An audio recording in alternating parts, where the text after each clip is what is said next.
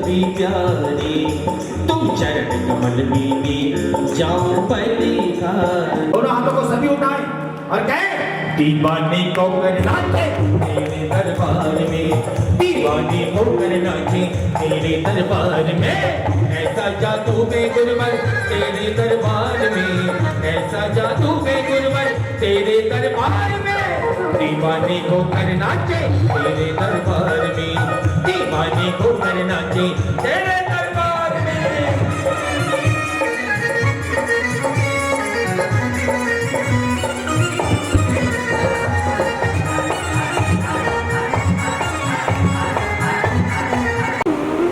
इसीलिए जीवन में कभी भी कोई कार्य अगर पसंद ना आए तो कहना भैया मुझे पसंद नहीं आ रहा है, लेकिन तुम्हें करना है तो कर लो, मेरी तरफ से कोई मनाही नहीं।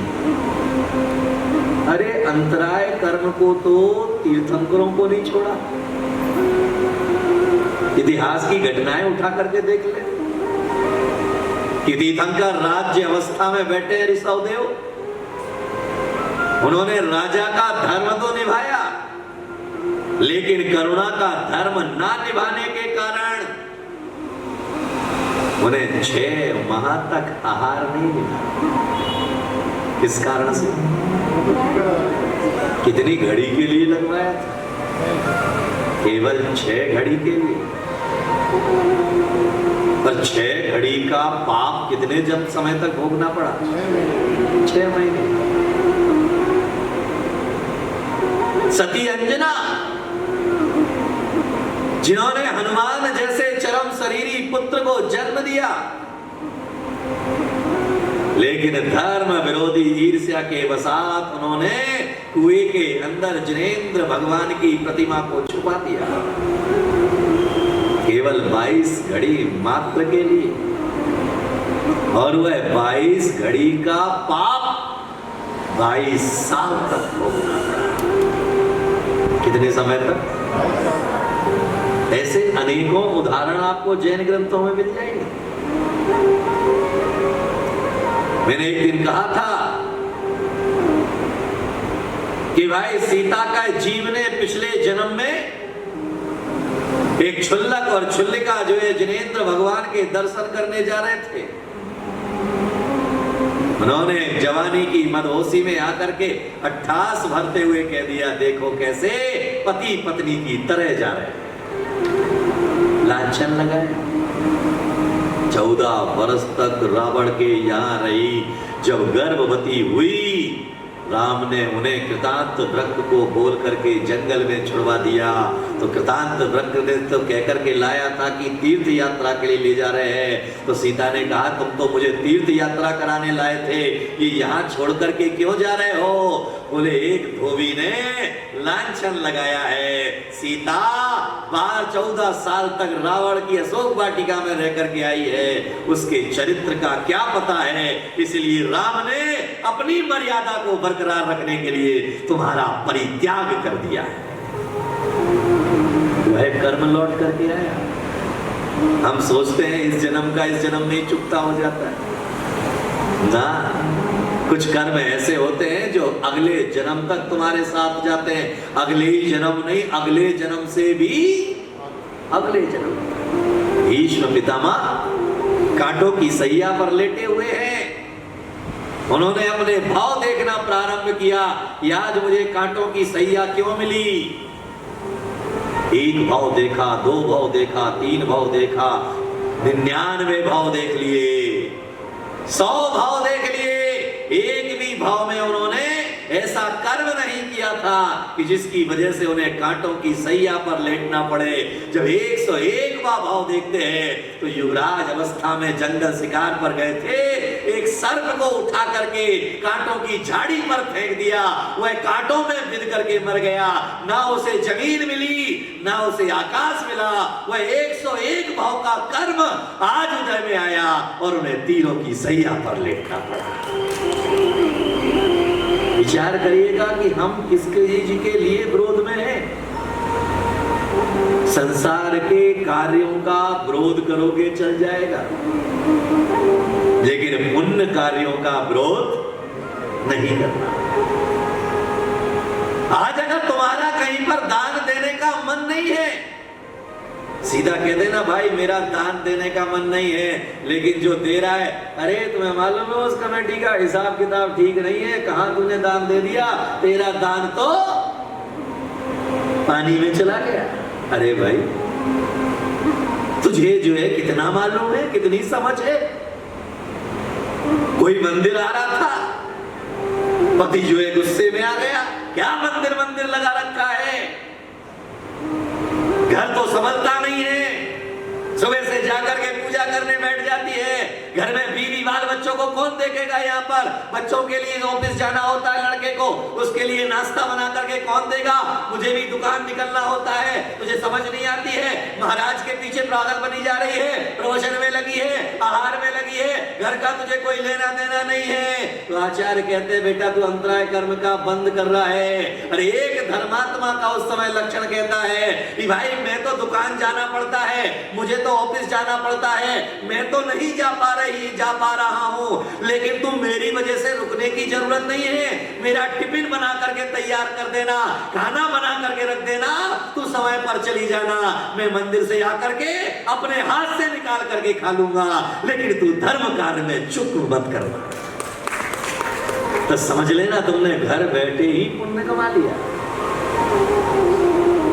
और जहां तुमने उसका विरोध किया वहां तुमने कृष्ण लेस्या का आग बंद कर लिया।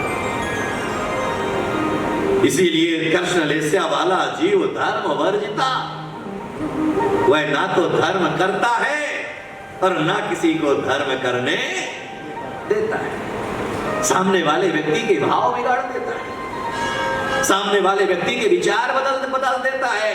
याद में रखिएगा, तुम किसी के मन में अगर श्रद्धा पैदा नहीं कर सकते हो तो दूसरे की श्रद्धा को तोड़ने का भी तुम्हें कोई अधिकार नहीं है।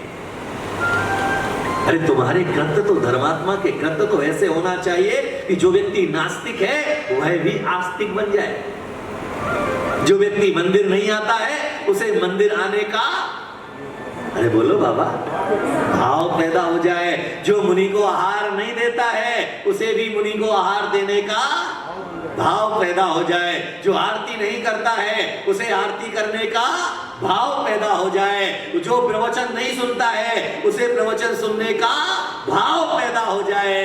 इसीलिए कहा गया मंदिर में टोका टोकी नहीं होना चाहिए, सबसे बुरी आदत है।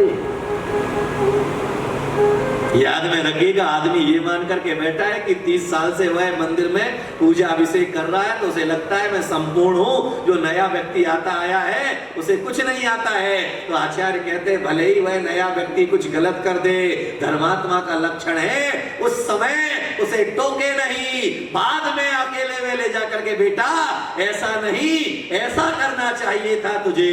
तो याद में रखना, उसका मनोबल आगे तक के लिए बड़ा रहेगा, दोबारा भी वह अभिषेक करने का भाव मन के अंदर लगेगा। और वह आया, उसने अगर छू लिया,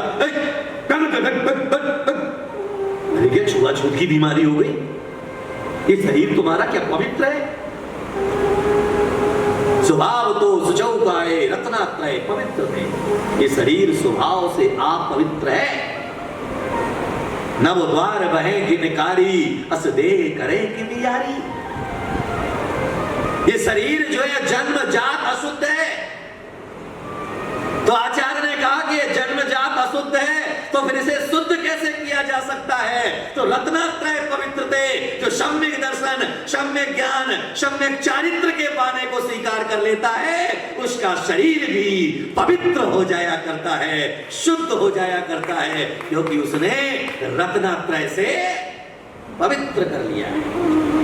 इस शरीर के अंदर 80 लाख करोड़ रोम है। कितने? 80 लाख करोड़ रोम है। 80 लाख मतलब छेद हैं तुम्हारे शरीर में, जिनसे निरंतर क्या आ रहा है? पसीना आ रहा है। पसीना क्या है? बोलो, आपने धोती दुपट्टा पहन लिया तो क्या आपको पसीना नहीं आएगा? अरे बोलो बाबा, तो वह पसीना लगे मिश्रित धोती को तुम छूते हो या नहीं? जितनी बार छूते हो क्या उतनी बार हाथ धोते हो? जितनी बार अपनी पहनी हुई साड़ी को धोते हैं क्या उतनी बार हम हाथ धोते हैं? जितनी बार हम बालों का स्पर्श करते हैं क्या उतनी बार हाथ धोते हैं? बाल भी मल है। अब आप विचार करिए, कई बार जो है पूजा अभिषेक करते करते खुजली आती है तो क्या करते हैं? अरे बोलो। और खुजाने के बाद क्या करते हैं? एक आध बार जिस बार किसी याद आ गया तो धो लिए, अन्यथा गई भैंस पानी। ये शरीर जन्म जात जो है अशुद्ध है, लेकिन चारित्र एक ऐसी चीज है जो तुम्हें शुद्ध बनाने का काम किया करता है। रत्नात्र एक ऐसी चीज है जो तुम्हें शुद्ध बनाने का काम किया करता है। इसीलिए दूसरे को अशुद्ध कहने के पहले अपने ग्रीवान में झांक करके देख लो कि तुम पूर्ण रूपेण शुद्ध हो या नहीं हो। याद में रखिएगा, संत दरस को चालिए तज माया अभिमान। क्या भगवान के दर्शन करने के लिए क्या छोड़ के जाना? अरे बोलो, गुरु के चरणों में क्या छोड़ के जाना? और हम क्या लेकर के आ रहे हैं? हम क्या लेकर के आ रहे हैं? माया भी और अभिमान भी। माया तो एक बार छोड़ देंगे, लेकिन अभिमान नहीं छोड़ेंगे। मान मनाए ना मने, मर मर गए शरीर। आचार्य कहते हैं कि हम भगवान के दर्शन करने के लिए जा रहे हैं तो वहां मंदिर का अध्यक्ष बनकर के नहीं जाना है, वहां मंदिर का मंत्री बनकर के नहीं जाना है, वहां मंदिर का कोषाध्यक्ष बनकर के नहीं जाना है, वहां ट्रस्टी बनकर के नहीं जाना है। अरे वहां जाना है तो भगवान का भक्त बन करके जाना है, क्योंकि आप वहां सेवक हो, मालिक नहीं। क्या हो? सेवक हो। भगवान के सामने क्या हो? सेवक हो। गुरु के सामने क्या हो? सेवक हो। अरे चक्रवर्ती भी अगर तीर्थन करके चरणों में जाएगा तो चक्रवर्ती बन करके नहीं, भगवान का भक्त बन करके जाएगा। चक्रवर्ती के पास संपदा ज्यादा है या तुम्हारे पास संपदा ज्यादा है? अरे बोलो, चक्रवर्ती के पास संपदा कितनी? 9 रत्न, 14 9 निधि, 14 रत्न का स्वामी है। कितनी निधि? तुम्हारे पास कितनी निधि है? हाँ? और अहंकार कितना है? चक्रवर्ती के बाप जैसा। औकात नहीं है चक्रवर्ती के चपरासी की, और अहंकार पाल रखा है चक्रवर्ती के बाप का। इसलिए मैंने गंगानगर प्रवचन के समय कहा था, लक्ष्मी आती है जब भी एक लात मारती है, और जब जाती है तब भी एक लात मारती है। जब आती है तो पीठ पर लात मारती है तो आदमी चौड़ा हो जाता है, और जब जाती है तो छाती पर लात मारती है। कल तक नहीं कर रहा था, कल तक तो बड़ा अकड़ करके चल रहा था, अहंकार लेकर के चल रहा था। याद में रखिएगा कि तज माया अभिमान, बाहर छोड़ करके आओ उसे। याद में रखना कि गन चप्पल पहन करके मंदिर आने पर केवल जमीन अशुद्ध होगी, लेकिन अहंकार लेकर के मंदिर में आने पर तुम्हारा जीवन ही अशुद्ध हो जाएगा। तुम्हारा संपूर्ण जीवन ही अशुद्ध है। और याद में रखिएगा कि जीवन अशुद्ध हो गया तो फिर तुम्हारे पास में अब कुछ भी शेष। कई लोग मंदिर में नहीं आ पाते, कई लोग गुरु के दर्शन करने नहीं आ पाते। क्यों? क्यों नहीं आ पाते? राजेश? अहंकार। अहंकार। डीके जैन साहब ने फोन नहीं किया तो मैं क्यों जाऊं? मैं समाज का प्रतिष्ठित व्यक्ति हूं, समाज में मेरी भी कुछ इज्जत है। कमेटी मुझे फोन करके बुलाए, साहब महाराज आए हैं, आपको पधारना है, और आने के बाद में आगे बिठाए, साथ में अरे बोलो, माला पहनाए तो सांप आएंगे, नहीं तो सांप को क्या जरूरत है? अरे याद में रखिएगा, वहां माला नहीं, वहां तो माला फेरने के लिए जाना है। याद में रखना, माल को गिनने में भी 2 उंगली काम आती है और माला को फेरने में भी 2 उंगली काम आती है। और दोनों में जो लग जाता है, जो माल के पहले माला फेर लिया करता है, वह माला माल हो जाया। इसीलिए संत दरस को चालिए, तज माया अभिमान। आप गाड़ी लेकर के आते हो, कहां पार्क करोगे? अरे बोलो, हाँ, वो तो अंदर आने की इजाजत नहीं है, वो तो मजबूरी है, गेट बंद है। काश अगर ये वाला गेट खुला होता तो गाड़ी कहां पार होती? याद में रखिएगा, विचार करना एक बार।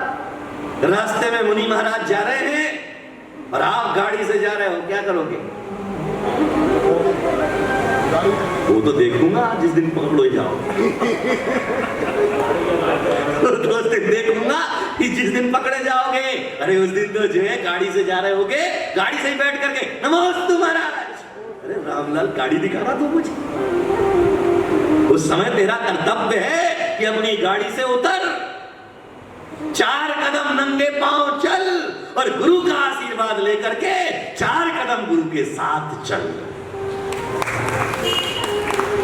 हम तो गाड़ी से जा रहे थे महाराज, आपके पास तो पैदल ही चलोगे, हमारे पास तो कौन सी वाली है? बोलो, लंबी वाली।